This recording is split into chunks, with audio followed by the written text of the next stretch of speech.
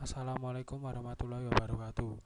Di sini saya Muhammad Fadilah dengan NIM 200414016 dari kelas manajemen 20A1.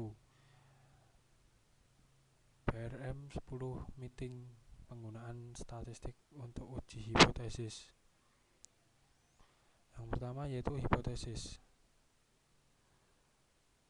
Statistik dibagi menjadi dua, deskriptif dan inferensial. Yang pertama deskriptif yaitu gambaran tentang sebuah variabel di suatu kelompok tanpa ada tujuan generalisasi atau tidak perlu uji hipotesis. Misal, bagaimana gambaran kesejahteraan psikologis pada mahasiswa baru prodi psikologi.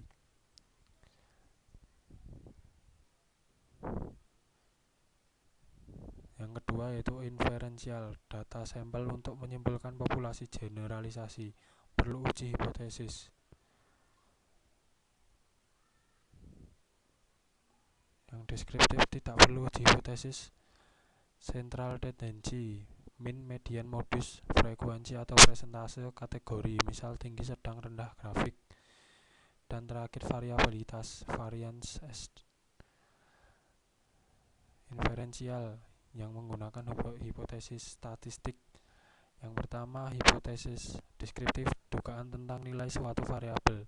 Yang kedua hipotesis asosiatif, dugaan tentang hubungan korelasional antara dua atau lebih variabel.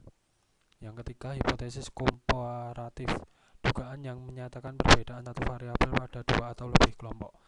Yang terakhir hipotesis kausal, dugaan yang menyatakan pengaruh satu atau lebih terhadap satu divi. Pengertian hipotesis. Hipotesis berasal dari kata hipo, artinya bawah, dan tesis, artinya pendapat. Hipotesis berarti pendapat yang kebenarannya masih rendah atau kadar kebenarannya masih belum meyakinkan. Hipotesis adalah dugaan atau jawaban sementara terhadap suatu masalah yang sifatnya praduga dan harus dibuktikan kebenarannya melalui suatu penelitian.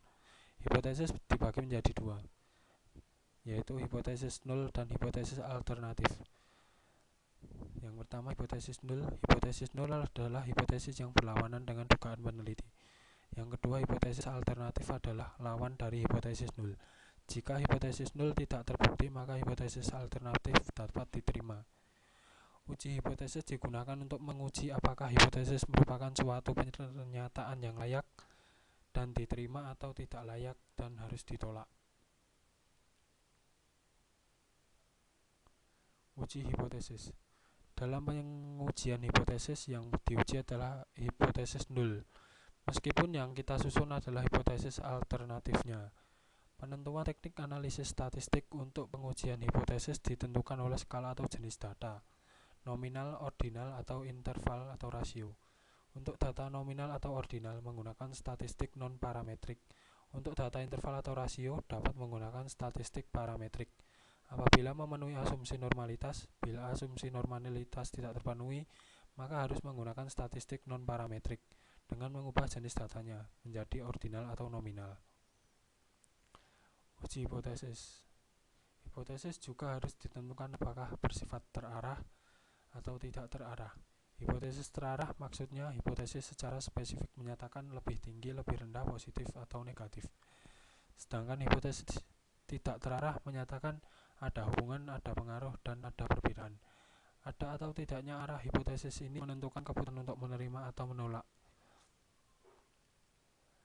Yang kedua hipotesis deskriptif. Hipotesis deskriptif dibagi menjadi tiga, interval atau rasio, ordinal, dan nominal. Yang pertama interval atau rasio. Hipotesis total. Min IQ mahasiswa baru berbeda secara signifikan dengan 90. Hipotesis one tail. Min IQ mahasiswa baru lebih secara signifikan dari 90. Analisis statistiknya one simple sample test. Dites. Jenis data ordinal, contoh hipotesisnya urutan pilihan dalam memilih cuti melahirkan bersifat random. Analisis statistik run test. Jenis data nominal, contoh hipotesis total, jumlah mahasiswa berbeda secara signifikan dengan jumlah mahasiswa di prodi psikologi. Hipotesis one tail, Jumlah mahasiswa lebih sedikit secara signifikan dibandingkan dengan jumlah mahasiswa di prodi psikologi. Analisis statistiknya mean sampel chi-square. Yang ketiga, hipotesis asosiatif. Hipotesis asosiatif jenis datanya ada 3, interval atau rasio, ordinal atau nominal. Yang interval atau rasio, contoh hipotesisnya hipotesis two-tailed. Ada hubungan yang signifikan antara konsep diri dan prestasi akademik pada mahasiswa prodi psikologi. Hipotesis one-tailed, ada hubungan positif yang signifikan atau konsep diri dan prestasi akademik pada mahasiswa prodi psikologi. Analisis statistiknya korelasi person. Jenis data ordinal, contoh hipotesisnya hipotesis two-tailed, ada hubungan yang signifikan antara ranking di raport dan intelijensi pada mahasiswa prodi psikologi. Hipotesis one-tailed, ada hubungan positif yang signifikan antara ranking di raport dan prestasi akademik pada mahasiswa prodi psikologi. Analisis statistiknya korelasi Spearman. Jenis data nominal, contoh hipotesisnya hipotesis two-tailed, ada hubungan yang signifikan antara kelulusan kuliah statistik dan jenis kelamin pada mahasiswa prodi psikologi. Hipotesis one-tailed, ada hubungan negatif yang signifikan antara kelulusan kuliah statistik dan jenis kelamin pada mahasiswa prodi psikologi. Analisis statistiknya chi-square.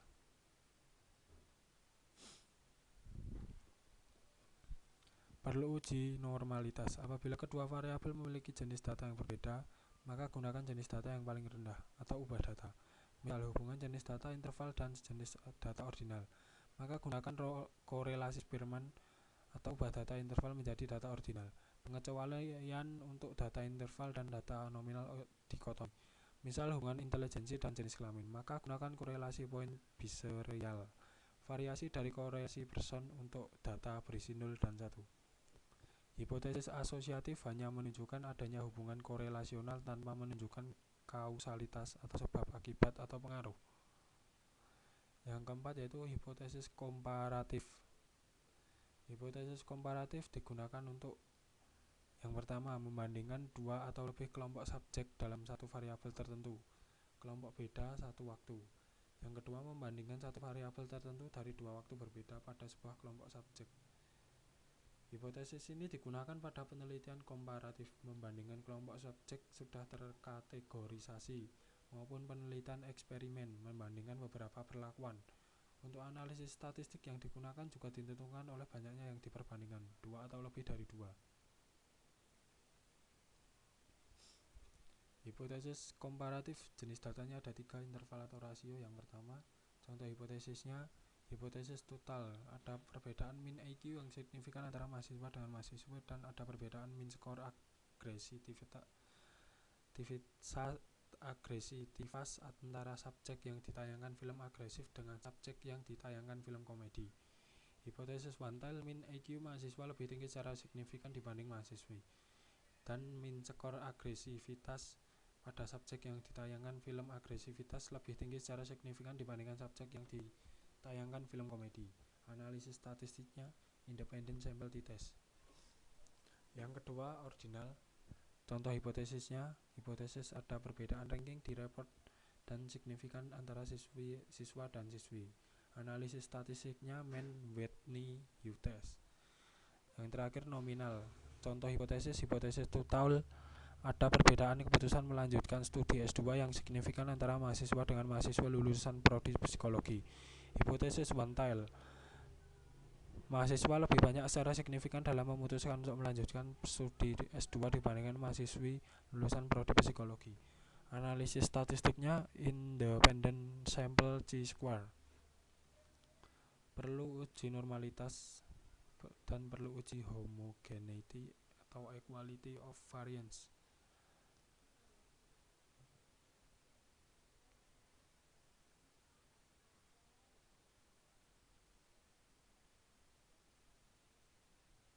Yang kelima, hipotesis kausal. Uji hipotesis kausal. Pengujian hipotesis kausal menggunakan analisis regresi. Jenis analisis regresi ditentukan oleh jenis data dependent variable DV dan jenis data independent variable EV. Tujuan regresi adalah menghasilkan persamaan regresi dan mengetahui besarnya kontribusi 4 EV sendiri maupun bersama-sama simultan.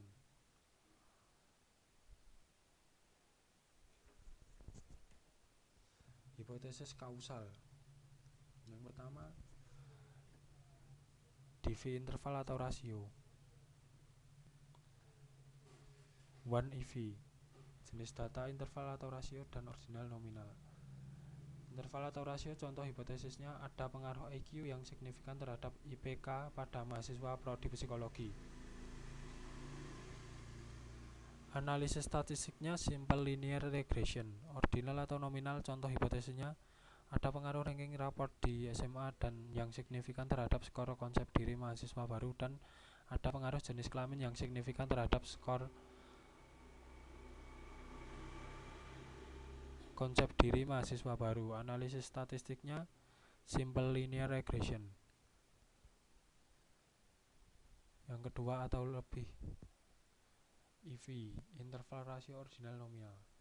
Contoh hipotesisnya ada pengaruh EQ, suku bangsa, dan konsep diri yang signifikan terhadap IPK pada mahasiswa prodi psikologi. Analisis statistiknya multiple linear regression. Yang kedua yaitu DV nominal, satu atau lebih EV, interval rasio ordinal nominal. Ada pengaruh IQ dan suku bangsa yang signifikan terhadap kelulusan seleksi CPNS. Analisis statistiknya logistic regression. Keterangan: perlu uji normalitas, perlu uji linearitas menggunakan dummy coding kode 1 dan 0 perlu dibuat untuk EV berjenis ordinal atau nominal, karena linear regressionnya hanya digunakan untuk EV berjenis scale, interval atau rasio. Dummy coding adalah membuat seolah-olah variabel baru, disebut variabel dummy, yang hanya berisi data 1 atau kosong, di mana variabel ini berjumlah sama dengan K-1, di mana K sama dengan jumlah kelompok. Dummy coding dibagi menjadi dua, dummy coding dikotomi dan dummy coding polikotomi.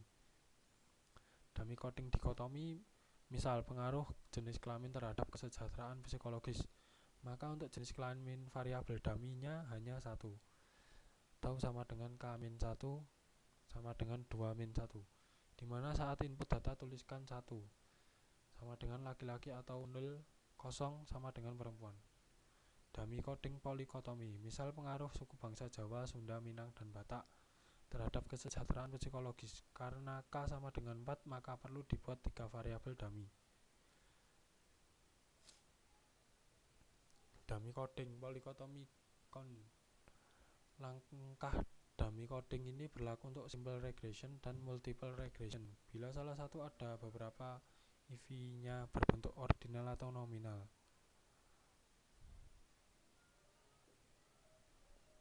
Sekian dari saya, kurang lebihnya mohon maaf. Wassalamualaikum warahmatullahi wabarakatuh.